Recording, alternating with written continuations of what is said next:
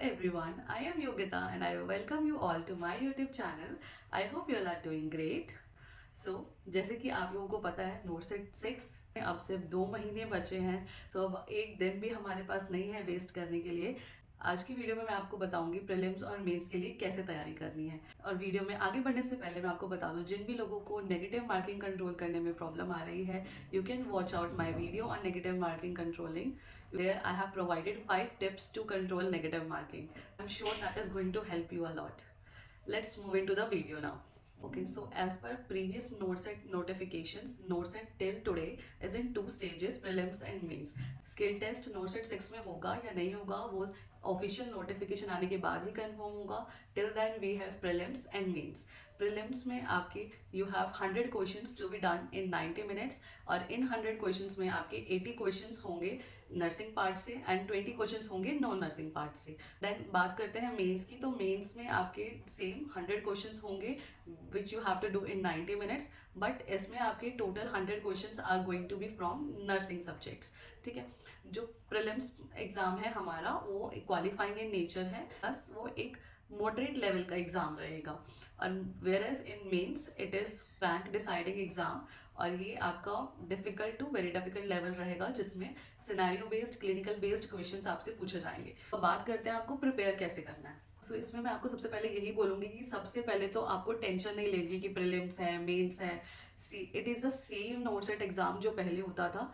200 questions हैं, वही आपको 3 घंटे में करने हैं। जस्ट एक डिवाइड हो गया है, फर्स्ट 100 क्वेश्चंस आपको पहले करने हैं, सेकेंड 100 क्वेश्चंस आपको 15 दिन बाद करने हैं। ठीक है, तो आपको सबसे पहले अपना स्ट्रेस फ्री माइंड रखना है, उससे प्रिपरेशन करनी है, ये सोच के कि ये कोई प्रीलिम्स मेंस नहीं है, सिर्फ सिंपल जो नोटसेट एग्जाम पहले होता था वही एग्जाम है। जो प्रीलिम्स और मेंस है दोनों में ही नर्सिंग सब्जेक्ट सेम है, नर्सिंग का सिलेबस सेम है और नर्सिंग सब्जेक्ट्स को ही आपकी मोर वेटेज दी गई। तो आपको नर्सिंग सब्जेक्ट्स प्रिपेयर करने हैं, पहले आपको उन्हीं पे ज़्यादा फोकस करना है। ठीक है, आपको प्रीलिम्स और मेंस को अलग लेकर नहीं चलना है, आपको दोनों के लिए इंटीग्रेटिवली प्रिपेयर करना है। आपको ऐसा नहीं करना है कि आप प्रीलिम्स से पहले सिर्फ प्रीलिम्स के लिए पढ़ेंगे, नहीं, क्योंकि प्रीलिम्स के बाद मेंस के लिए आपको 10 to 15 डेज मिलेंगे बस। 10 to 15 डेज के टाइम पीरियड में आप हर चीज़ नहीं पढ़ पाओगे तब। तो वो जो 10 to 15 डेज का टाइम है वो सिर्फ आपकी रिवीजन और टेस्ट प्रैक्टिस के लिए है, वो आपकी पढ़ाई करने के लिए नहीं है, कंसेप्ट क्लियर करने के लिए नहीं है।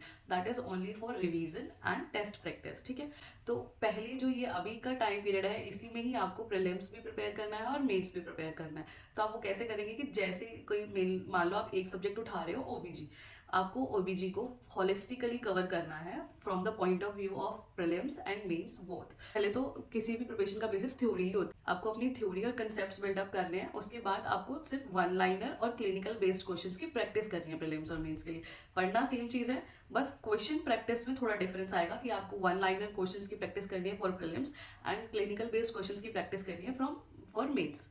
ठीक, one liner questions target high book में मिल जाएंगे, प्लस अगर आप कहीं से भी टेस्ट सीरीज ले रहे हैं वो लोग भी आपको I think prelims test and mains test अलग से देते होंगे, तो आप वहां से अपना प्रैक्टिस कर सकते। देन उसके बाद क्लिनिकल बेस्ड क्वेश्चंस और क्लिनिकल बेस्ड अंडरस्टैंडिंग आपको आएगी एनक्लेक्स सॉन्डर्स और लिपिनकोट की बुक से। बहुत सारे लोगों का क्वेश्चन होता है कि मैम मॉसबी प्रेफर करनी चाहिए या नहीं करनी चाहिए।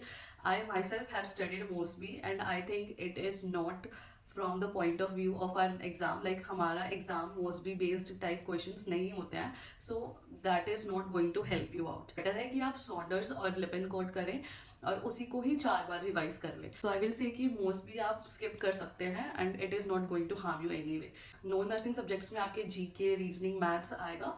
सिर्फ मेरा जो नॉन नर्सिंग पार्ट है वो ऑलरेडी स्ट्रॉन्ग था क्योंकि मैंने और भी एग्जाम्स दिए थे, तो उसने मुझे बेनिफिट दिया। Out of 20 questions I attempted 17 and all 17 were correct. ठीक है, तो उस वहाँ से मुझे एक प्लस पॉइंट मिला, बट ऑलमोस्ट सारे नर्सिंग एस्पिरेंट्स के लिए ये 20 मार्क्स वाला पोर्शन थोड़ा डिफिकल्ट होता है। और पहले भी प्रीवियस नोटसेट के जो भी एग्जाम्स हैं उसमें भी मैंने देखा है कि जो भी मेजर इवेंट्स होते हैं ना वही आपको जीके के क्वेश्चंस में 20 मार्क्स में पूछे जाते हैं। तो आपको नॉन नर्सिंग सब्जेक्ट के जीके में क्या करना है, जो मेजर इवेंट्स इंडिया में हुए हैं अभी, लाइक राम मंदिर का इवेंट हुआ था, G20 हुआ है। राम मंदिर के बारे में आपको एक मेजर इवेंट था, इंपॉर्टेंट डिटेल्स होती हैं वो आप गूगल करके पढ़ लीजिएगा, जैसे कि आर्टिस्ट कौन है जिन्होंने मूर्ति बनाई, मंदिर के आर्किटेक्ट कौन है, इससे रिलेटेड आप चीजें पढ़ लीजिए। मैथ्स और रीजनिंग जो बचा है आपका बहुत ही बेसिक 10th लेवल का ही पूछा जाता है, तो वो आप अपने किसी भी यूट्यूब चैनल से कवर कर सकते हैं या किसी भी बुक से कुछ क्वेश्चंस प्रैक्टिस कर सकते हैं। ठीक है, सो यहाँ से आपका 20 मार्क्स वाला हो जाए एंड सी मेन फोकस आपका नर्सिंग सब्जेक्ट्स पे ही रहना चाहिए और सभी एस्पिरेंट्स बहुत अच्छे से वो पार्ट करके आने वाले, तो आपको वहाँ पे लैकिंग नहीं करनी है। कंक्लूजन यही है कि आपको नर्सिंग सब्जेक्ट्स पे मेनली फोकस करना और प्रीलिम्स और मेंस दोनों के लिए इंटीग्रेटिवली स्टडी करनी है। बस उसमें आपके टेस्ट जो है वो डिफरेंट डिफरेंट रहेंगे, उसकी आपको डिफरेंटली प्रैक्टिस करनी है। कंसेप्ट बिल्डिंग पे फोकस करना है, उससे आपके वन लाइनर भी सॉल्व हो जाएंगे और क्लिनिकल बेस भी सॉल्व हो जाएंगे। And that's it for today. अच्छे से आप प्रिपेयर करें, बस 2 महीने बचे हैं, लगे रहिए, कंसिस्टेंटली फोकस्ड होके अपनी प्रिपरेशन करें।